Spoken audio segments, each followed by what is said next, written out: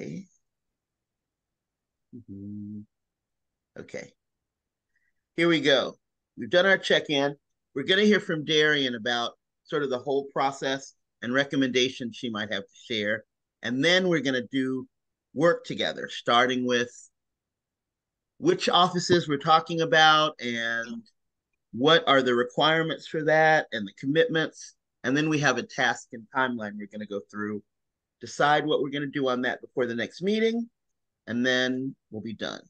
So, Darian, turn it over to you for your comments and recommendations. Okay, I actually, I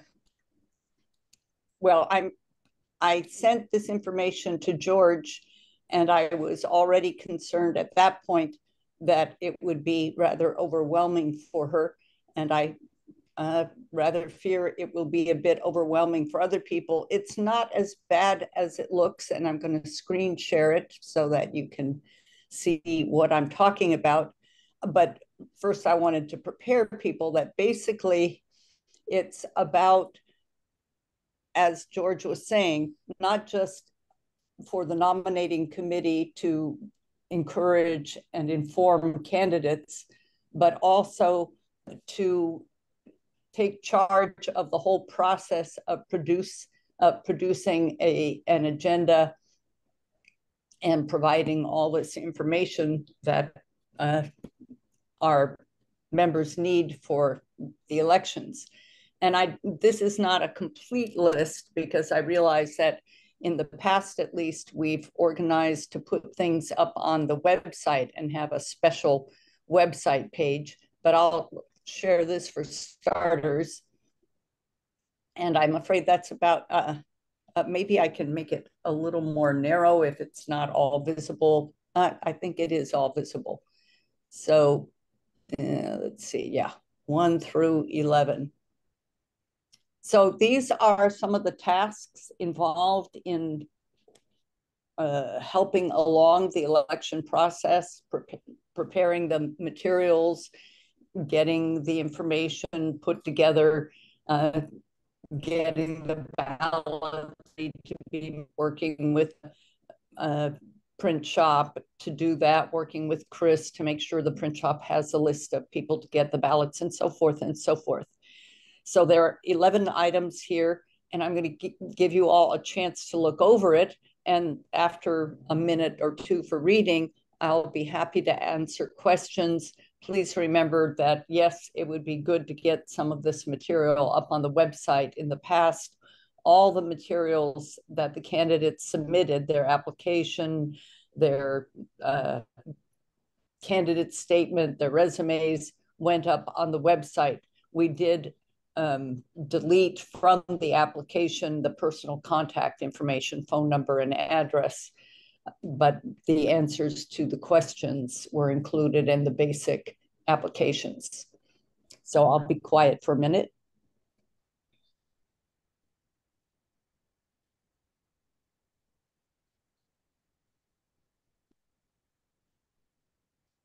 George, my hand is raised.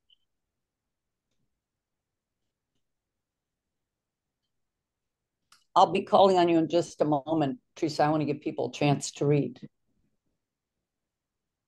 Oh, I thought George was facilitating the meeting. I think she is, but I'm not sure if she thought I would be handling this portion. Yeah, Darian is working on this portion. Plus, I was talking and muted. I missed your hand because I was reading. I apologize for that.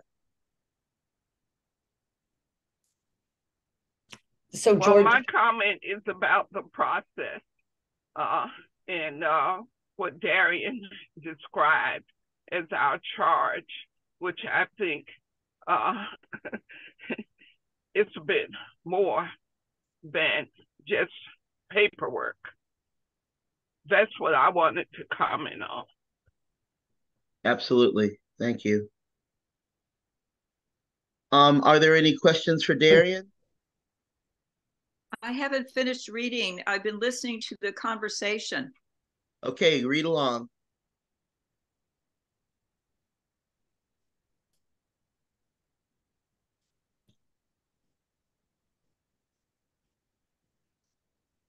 George, I'm using my phone, and for some reason I can't enlarge the print.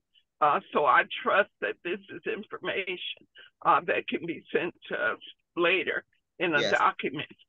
Yes, it can. I would appreciate that. Yeah, that would be helpful. Agreed. Right. We will use this. And some of this we're going to be going through together to make to volunteer to do some of this work, some of the stuff that needs to happen before the beginning or middle of October, but not everything on this list has to happen by then. So we'll have this, plus we'll have things that we walk away with today, having committed to take on before our next meeting. And I'll just say that when Laura Dewey was chair of the nominating committee, and for the 3 years where she was acting chair, the committee did do all of this. Yeah. Well, my hand is still up. Go ahead. Well, some years ago, I spoke with Laura Dewey. It wasn't just Laura, but it was also Martha Collins, who was involved in the nominating process. And they expressed their roles in terms of looking for people to fill the numerous empty seats. And I'm not new to WILPF, but to have these many vacancies on the board has been stunning to me. And it has gone on for the whole time that Darian has been president. And I think because there's been no real effort to recruit people to run. The people who run, they run unopposed and they're just automatically in, which was the case with Philip, Jennifer Bailey, with George, and with everybody. They just run unopposed. I've never known WILPF in this state. When I think back to other times when I was active with WILPF, and I could tell you for sure, the people that I've been recruiting over the last couple of years understand the significance of the national board. And I see my role as getting people interested in running to serve, to fill the empty seat. So we will get to a point over the next couple of years where we will have an actual full board. That's the way I see my role in here mainly, is recruitment for people to run. Beautiful. And I hope there are no objections to that. Of course not. We got Eileen, Philip, and then Darian. Virginia, you're right. Our big challenge now is finding people who can run. Eileen, then Philip, and Darian.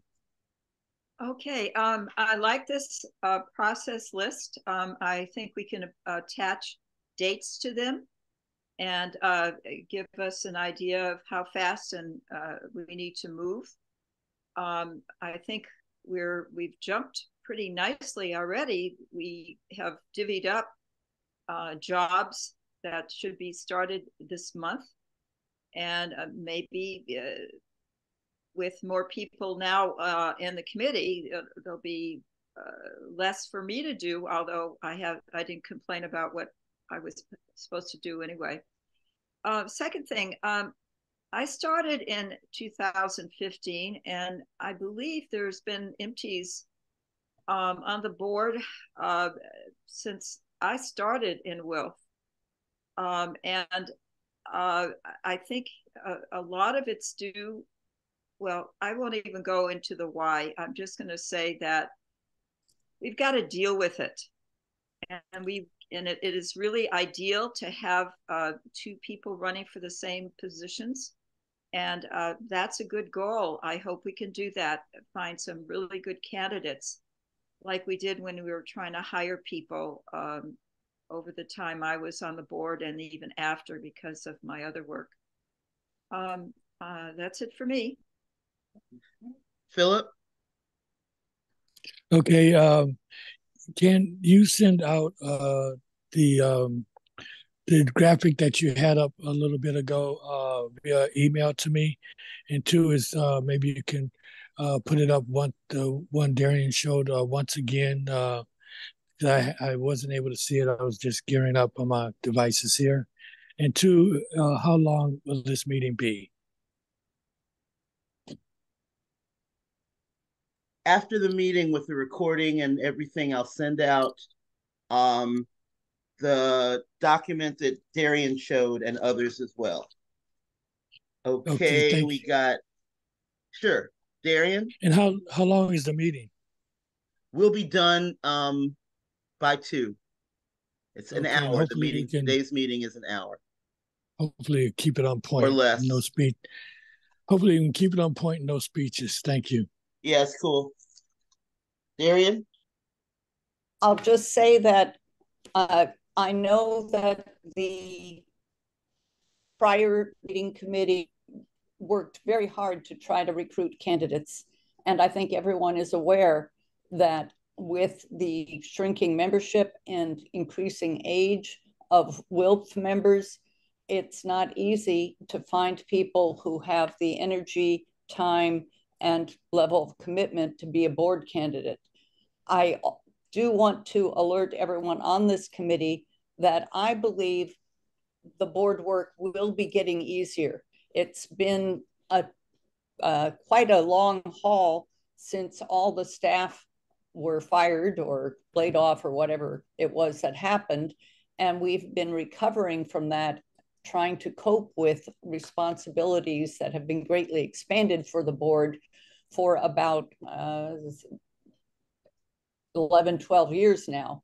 Things are smoothing out. We have a lot of procedures and protocols in place, especially I'm into procedures and protocols, as people probably know.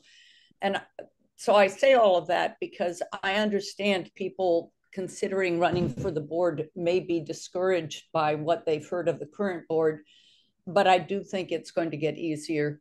And it's very important that we'll have people who help direct the organization. Thanks. Okay. I'm going to share my screen now, Darian.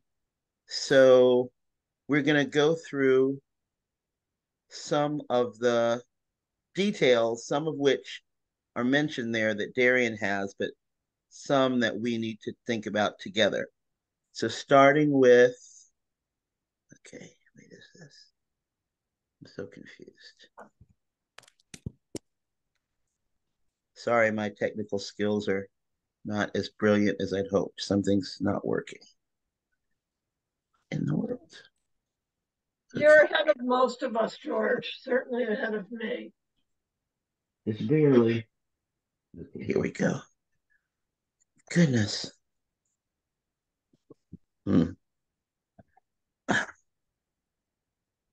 Okay.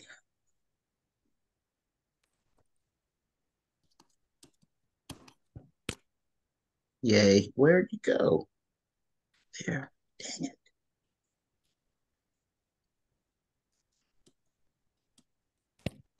I can't get what I want to share. Oh, Sometimes it almost. helps if It's you can. almost. Okay. Sorry. No worries. I'm struggling, but figuring it out at the same time. Yes, finally. Okay, here we go. Now I found where I need to be. Different things. I had to make Zoom a little smaller to see where I needed the screen to be. That's new. So here we are. Here are the offices that we are thinking about now. These are elections, positions that are open now at elections, nominations in November, elections in December, and these are the offices. And there are 7, I believe.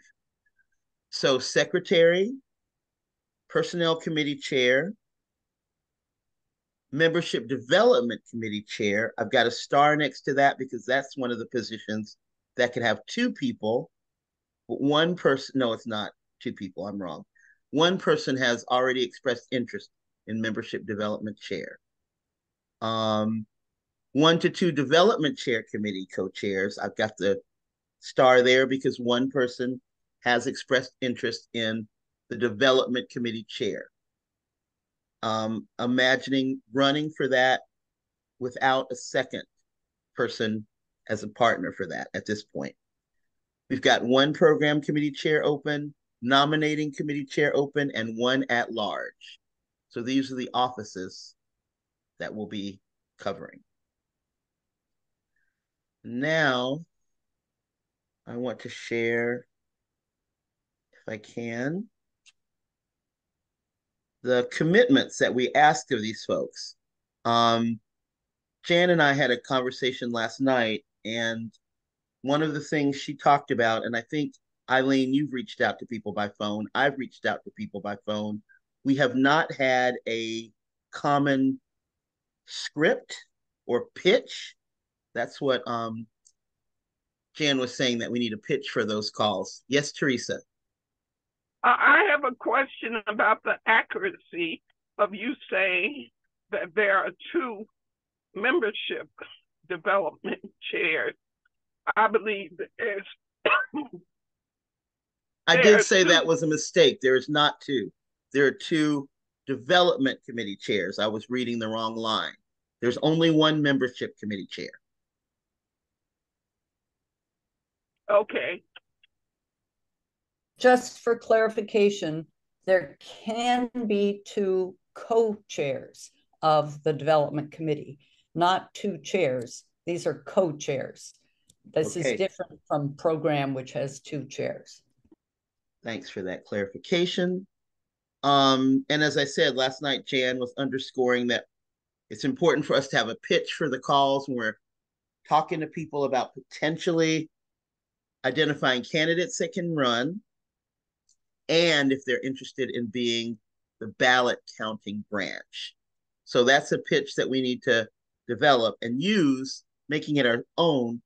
But what she pointed out accurately, I believe, is that we need to be saying the same things to people. People need to be hearing the same set of information from us when we're talking to them. To that extent, here are the commitments that board members are to keep to. I will send this. It's a lot to read. I'll put it up long enough for you to read it if you care to, but it's a lot. And one of the things we need to talk to people when they say they're interested is let them know that there are these commitments that have been approved by the board this year. They're not ancient, they're current, and we need to make sure people are aware of them. Yes, Teresa? Your hand is up. George. Yes? I'll be talking to people I know, who I know have the qualifications for certain positions. So I am not just going to be going willy-nilly to anybody and everybody asking them to run, because not everybody should run. So I don't need a script. This is something I have done most of my 57 years as an organizer, is recruit people. So I don't need a script for the 7 positions, because I know people who are qualified to serve in those positions based on who's been recruited over the last few years, and the people that I know who already are here. Some of them, as Darian pointed out, are elderly and not interested. But the younger women I know who are 60 and under that are interested, that's who I'll be talking to. Just to be clear, I don't need a script. Thank you. Okay. There are certain things we want to know, make sure everybody knows, like this commitment page, which everyone will get after this call, so that people know what they're getting into when it comes to what is expected of people. And this list is, I think, 11 things, no, 13? No, yes. And we'll send this out for everyone. So that's the commitment. We know the offices, we know their commitment. And now let's check out Put that up just a little bit longer. I've been copying and pasting it into the notes that I use for myself. So I like to finish up the requirements. The board candidate commitments. Yes, okay. I was on the last one when you wiped it off the screen. Okay. You'll also get emailed this, later on today when you get I like it with my notes, and it'll save me some work later. All okay, right, then. Scroll down just a tiny. Well, actually, this might do it. This is the bottom. Okay, then I just will do this real quick, like done. So you Thank can you copy so and paste from the screen. I don't know how to do that. You have to tell me how to do I've been doing this for years. I guess I could show you or explain it. I didn't but think it was possible. That's very cool. Do you do a screenshot? Anything. Yeah, I don't know how to do a screenshot. I've never figured that out. People have tried to walk me through it. I just don't get it. All right, then. So now, I believe it's easier, but not for me, apparently. So now we're going to look at what needs to happen when, based on some of what was on Darian's list, but mostly, I think, what needs to happen sooner than later, or in the next 6 weeks or so. All right. So we want to send out e-alerts. I saw that note you had, Darian, about e-alerts. Maybe we can do it with Glenn. But sending out e-alerts that basically say nominations are open, nominate yourself, nominate someone else. These are the open seats and when it's due. And we'll be happy to speak at your branch meetings to try to encourage people to run. We're making calls encouraging people to let us speak at a branch meeting, encouraging them to consider counting ballots. And then we need a positive pitch. We talked about that already. Jan and I are going to try to write that. Go ahead, Ellen. Just a quickie. I think the Des Moines group has been doing it because I have volunteered the Boston group. It got a little confounding mailing stuff back and forth. And since they go to the office in Des Moines, the team that is usually hired or paid a little bit does a really good job. Just FYI regarding the actual counting. Oh, is that the case, Darian? We don't need a branch to volunteer. Des Moines will do it? Well, there are lots of complications with that. The practice in the past was to seek a branch to volunteer. However, to be honest, we didn't get so many branches volunteering. So the Des Moines branch was sort of a fallback approach. The advantage of going to different branches is that people tend to think that there's less sense of, well, the fix is in kind of thing, which of course, I think the Des Moines branch did a fine job. So I would say it's preferable if we can recruit a branch other than the Des Moines branch. And it's wonderful that the Des Moines branch is willing to do that as a backup, but we can't assume that they are. That was last time, and that was the first time they had done it, at least in a few years. Okay. So it is worth asking other branches this time around, although when I was reading some of the details about how this happens and putting together this list, the mailing back and forth of ballots seemed very confusing, and the dates and everything, but we can work that out when we get there. So let's say we've got people who are willing to run, and then they have to apply. This page online needs to be updated ASAP. It is so woefully dated. Check it out. This is about 2020 election year. It's embarrassing to have that up there, to 3 years old. So we have to update this as soon as possible, because it also doesn't have the correct vacancies, although some of these are the same ones that are vacant. So I imagine getting in touch with, I don't even know if y'all can see that page that I just shared, but I imagine getting in touch with Glenn to correct that. Is that a problem while you're gone, Darian, me being in touch with Glenn to correct that page? It will be a little slow. because I'll ask you to email me. I will be seeing emails. I just won't be seeing them so quickly. And then I can be the intermediary with Glenn. For good reason, Glenn asks that things go through me because he and I have worked together for a long time and I know what he wants people to provide, and I can help you provide it in the way that will work for him. All right, we'll figure that out then. That's an important thing. So back to our tasks and timeline. Okay. So we're going to update the application page, and we'll have time to do that because we've got until early November or so to get the nominations in. All right, so after we've got nominations in, then we have to get them to prepare their applications, set up and hold a meet the candidates night, then get the ballots ready. They have to be print ready or camera ready, print the ballots, send the ballots out, have the ballots mailed to whoever's counting them, and then the process begins from there. Yes, Teresa.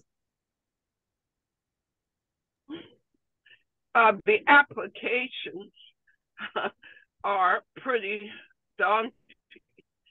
So if you want to talk about revising something, how hard, it's like you're applying for a faculty position at a Ivy League university or something. When I looked at the application, when you were dealing with it, George, for program committee chair, it seemed a bit much for a democratic feminist peacemaking organization that people will have to jump through that many hoops, so to speak, in order to just apply to run for a volunteer position.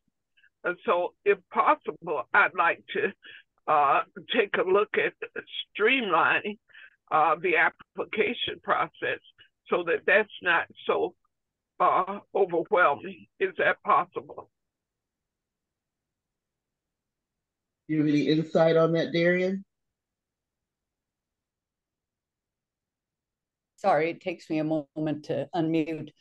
I guess I would have to really disagree that the application is so daunting. There are like the basic questions about name, age, well, not even age, name, branch, or membership length, and then basic questions about what you would do if you were elected.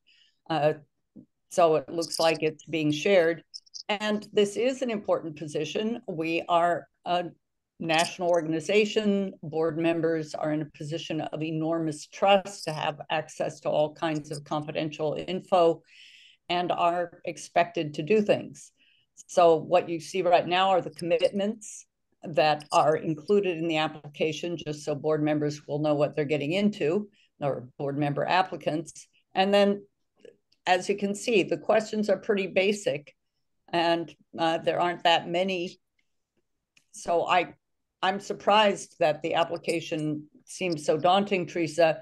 Frankly, the board work is far more demanding than the application. If people can't fill out the application, they're going to have a hard time being functional board members. This is the application packet. It's 12 pages. Oh, sorry, Teresa, go ahead. Yeah, what I was talking about, and maybe it's my memory from something else, but it was like you got to submit some kind of CV, and then you got to get one or two or three people that recommend you or something to that effect. It's not so much what you're getting into and the basic information. It's like some kind of resume thing. That's what I was remembering. If I'm wrong about that, then I'll stand down. But that's what I was remembering that I found a bit overwhelming to ask. because if you want younger women to be involved who are ready to go through an orientation process and who are ready to learn, I find in my experience there, younger women who don't have a lot of experience, but who are willing to learn, are really good candidates. So the checklist here, I see your hand, Philip. Let's go through this checklist of what is required for the application. Well, could I speak to this issue before we go through the checklist? It's right here. You can see it. While we're on 30 seconds. Hold on. 30 seconds, Philip. You can do that. It's the application form is 2 pages. You have to include 2 candidate statements, one for online and one for the paper ballot. The activist bio or your resume, listing of the titles of 7 personal leadership successes, 2 letters of recommendation, and that's all that you have to include. Go ahead, Philip. Okay, I can speak now. Is that correct? Of course. Thank you. I would say to Darian's point, the application is not really difficult. I really appreciated the process of the application. And I also received several compliments on the application answers that I provided when I, theoretically ran for office. I got a lot of feedback on the answers that I put in and the narrative that was included. So I think that it is a good bellwether for people to be able to see who's running and they're thinking, and so I think that a revision or lessening the application would be a mistake. So thank you very much. Okay, Virginia, and then Darian. Yes, I'm wondering if current board members have made themselves available for onboarding and mentoring. If somebody is interested, are they willing to talk with prospective candidates about their experience and what they think a position might require? And or are they willing to be available after someone would enter a position to for the purpose of mentoring or getting through a tough issue? I know that when I supervise interns, and sometimes I interview people who say, I don't know if I'm ready to do this. And I'll say to them, I want you to talk to some of my current interns. And after you talk to my current interns, come back and tell me if you're interested or not. Mm-hmm. Thanks for that, Virginia. I know that after I was elected program committee chair, I had a couple of good conversations with Joan Goddard, who had been a past chair, and it was helpful. So that's a good suggestion. And Darian, your hand's up? Yeah, just 2 quick things. I think most of the board members, Virginia, are willing to do that. It's not a requirement of a board member, but I think they generally understand that it sure helps to have someone with experience. And we have routinely asked board members to help the incoming person for their position get established. And also, I'll just say that we do ask for a resume or CV or activist resume from candidates for the board. And this is so that our members who have very little to go on in deciding who to vote for have some background. And an activist resume is something that young people should, if they don't have available, should probably want to have available, because it's a way for them to preserve in their memories, which in another 50 years they'll discover weren't so good, the wonderful activist things they've done. But I also just wanted to let you know, George, whatever you're looking at may be a little old, because when Laura was still chairing the committee agreed that we would only ask for 1 candidate statement, not the 2 different ones. And we wouldn't ask for the 7 successes, because that seemed to be something that was very confusing to people. Well, we certainly have to revise that on the website, because that's the packet that comes now. Well, we can get to that. We just have to flag that it needs to be done. Eileen? Yeah, I just wanted to explain that when I was recruited, I found that the existing treasurer was very, very willing to, not treasurer, what am I saying? Secretary was very willing to explain what she was doing and made terrific suggestions. And when I started, she was pretty much holding my hand or making suggestions as I went for that first couple of meetings. It may depend on the person. In the case where there's a candidate entering a position where there is nobody right now, most of the positions existed before, and I suspect asking somebody who has long retired from doing the particular job would be flattered. But again, it's probably an individual thing, but also very helpful. You know, if nothing, to just boost your confidence in going forward, because there is a learning curve with the board. It takes almost a year to really feel comfortable. Thank you. Thanks, Eileen. Well, George, my hand is up. And so I just want to say that I really appreciate what's happening now, because those 7 successes, that was one of the things that I saw as a problem, and the 2 candidate statements. So now that Darian is clarifying, I think she is, that those things are removed, then that's good, because to have 7 successes that you want to talk about, because I find that you learn more from your mistakes than your successes. And I would like to ask people, what are some of the mistakes and successes you've experienced that, or failures you've experienced that you feel you've learned from? I think that is a good question to ask a potential candidate. And I will say that people who might be planning to run again for a second term or something, they shouldn't be expected to talk to people who are running against them, because I think what Diane is doing as secretary is really significant, because she's clear she's not running for another term, and she's looking for her replacement.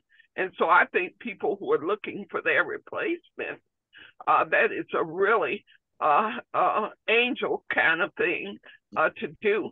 And I appreciate that Diane Blake is willing to do that, because the secretary job to me is particularly big, and I can imagine ever doing that. But I do know a couple of people with the skill set to do it, but doing it the way it needs to be done for the U.S. section of WILPF is another story altogether.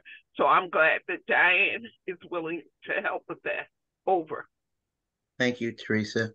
I want us to look at this election schedule and think about what we need to get done before we meet in October. So basically we need, Darian, how did this schedule come about? Normally it would be put together by the nominating committee. However, there was no nominating committee at the time. The bylaws required the schedule to be presented at the January, or the first board meeting of the year. So the prior year's schedule had the date for nominations in September, and there's still debate about whether that's too early or not, but this schedule pushed for an October date in response to that critique. And It will be up to the nominating committee to establish the schedule for next year, but you have plenty of time to work on that. Hopefully based on what you've learned from this round of elections. I'll just add that one of the complicating factors in coming up with the schedule is we do a lot of mailings. Well, not a lot. We do about 3 mailings in the fall, late fall. The ballots, typically Peace and Freedom comes out about then, and the end of year letter. And for purposes of maximum outreach publicity potential, we're trying very hard to put at least 3 weeks in between each of those mailings. So it's not easy to make sure everybody ends up in the right time spot. Thank you. So I'm looking at that list, noting that we've got 11 minutes. And the thing that looking at the list, the things that need to happen before we meet in October are identifying people to run for office. So that's calls and outreach to branches and individuals that we know, and writing the pitch, revising the application, taking out the long statement and the 7 victories. That's the wrong word, but that's basically it. And lining up or preparing to be able to get the ballots done. If we get that done before our next meeting in October, we'll be in good shape. If we have candidates, we've been able to reach them with a good pitch. We'll be able to refer them to a current application, and we're on track for putting the ballots together. That feels like what needs to be done before we meet again. I saw a note, Teresa, that we need to meet again this month. If folks think that's necessary, then we could meet. As I said at the beginning in my check-in, I have no weekends available after this one. We could meet on a Sunday, possibly, if folks feel like they want to meet in 2 or 3 weeks. I would be able to meet on a Sunday. Yes, Teresa. Well, the reason why, based on the timeline of people starting to put forward their nominations in October and the actual election being in November, and pretty much between Thanksgiving and the end of the year, you really lose people. I know it's my busiest time of the year in terms of fundraising. So I just think we need to have everything ready to go by the end of this month, because I'm talking to people now about running. So in terms of the actual schedule with the dates and the deadline, are you looking at October as a nominations month for people to complete all of their paperwork for October? I just want to understand what the projected timeline is. Yeah, the projected timeline. Sorry. The projected timeline currently for this year, 2023. Yes, ma'am, is that we contact people this month. By November 4th, everyone who's going to be nominated has been nominated, and we're preparing ballots. Ballots go out in November, come back in December, get counted in late December. That's the timeline we're currently working on. December for counting ballots. Wow, good luck with that. Right. Well, I think we need to get a progress report on, because 7, it may not sound like a lot, but it really is a lot to find people to run for 7 open positions, some of which have been open for a year or more.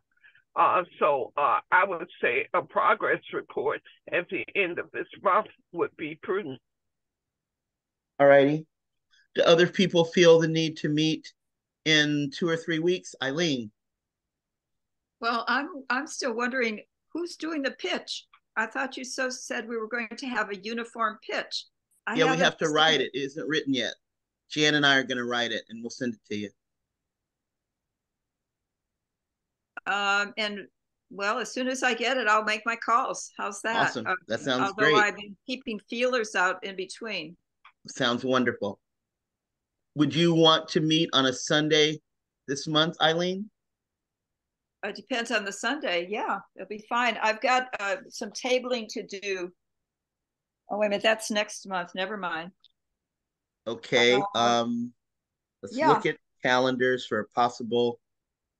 we have a New York City March on the 17th. The 24th may work. Okay. I could do the 24th, but it would have to be early or late. I've got an afternoon commitment on the 24th. I could do 10 or 11 in the morning or 5 or 6 in the evening. How do Is other that people? I'm Eastern sorry, are you doing time? Pacific time or what time are you? No, Central? Yeah. I live in North Carolina. I'm talking about Eastern Standard Time. Okay, So I it would could do be 11. I could do you 11. could do 11 in the morning. That would be 8 in the morning for Yes, it would. Pacific. I think that's pretty early on a On a Sunday morning. Sunday. It absolutely is. I, Um, I urge the Eileen, could afternoon. you do 5 or 6 in the evening on Sunday, the 24th? Yes. Okay. 5 or 6, which do you prefer? Whatever the Pacific group wants is fine. 5 is fine. Darian, Philip, 3 o'clock or 2 o'clock for Sunday, the 24th. I won't be at that meeting. You're going to be on vacation. Very Yeah. good. You deserve it. I'll take questions via email. Philip, the 5 or 6. Look at you with 3 little squares for yourself. 5 or 6, Philip. I'm putting up the thumbs up. I don't know which that means. Okay, I'm Be gonna three set it. squared. I'm gonna say 6 because I know if I'm in the middle of something, I can get to a laptop by 6, even if I'm. Now I have a 7:30 disarm meeting that day, so Oh, we'll be done. We won't be longer than an I hour. know. With your yes, you're organizing. Okay. We'll be done. Virginia, Teresa, can you make 6 o'clock on Sunday the 24th? Yes, I'll just say I don't have any phone numbers for people. I did get the list that went out earlier that had emails, and I emailed everybody on my list, but I don't have any phone numbers. We should be able to get. I put in the chat several important messages, including the current, that is the 22 elections website. We really weren't so behind, but the old one apparently is still up. But anyway, on phone numbers, usually one gets those from the branch contacts, and those are available via the website. Yes. And we might have some of those, Virginia. I know I've got some branch contacts. I'll check and make sure we've got what we need for phone calls. And thanks, Teresa, for that note that you can make 6 o'clock on the 24th. That's when we'll meet next. Virginia, you got something else? No, that's fine with me. Excellent. Well, thanks everyone for taking time on your Saturday. And we'll meet again on Sunday the 24th. Hopefully by then, we've got people running for all of the offices. That'll be exciting. All right. I'll send out materials later. Thank you, George. Thank you. Thank you, George, for your excellent facilitation. You are the 1 hour meeting queen. Love you. Thank you. Right back at you. Thanks for sending all the stuff you're going to send, Darian. And so George, I hope I can work with you and Jan on the pitch. Okay. Just from prior experience. Yep. We'll make sure you get a chance to have a look at it before we send it to other people. All right, everyone. Many blessings. Take care. Great meeting. Bye. Bye.